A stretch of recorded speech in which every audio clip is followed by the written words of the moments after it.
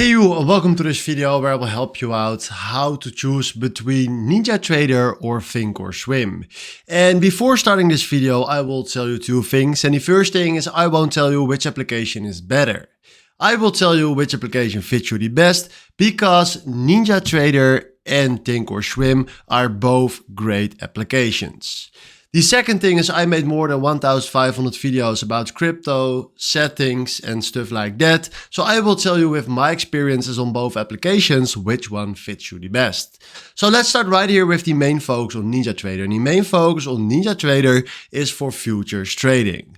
If you look to Thinkorswim, it's more a multi-asset trading software. Then if you look to best for, with that I mean NinjaTrader is the best for active future traders and Thinkorswim is the best for stock and options traders. Then if you look right here to the interface, the NinjaTrader is more clean and trader focused and the Thinkorswim is more powerful but complex. If we look to the charting tools on NinjaTrader, it's an advanced futures tools. And if you look to the Thinkorswim, it's more best-in-class options plus the analysis that they have.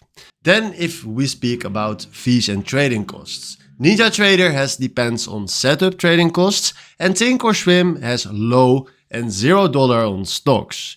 So if you're asking me, many traders use NinjaTrader if you want to trade ES, NQ and L.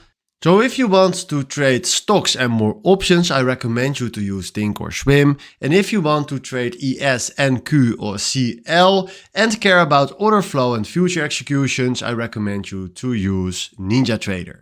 So hopefully this was exactly the video where I was looking for. Thanks for watching and have a wonderful day. Ciao.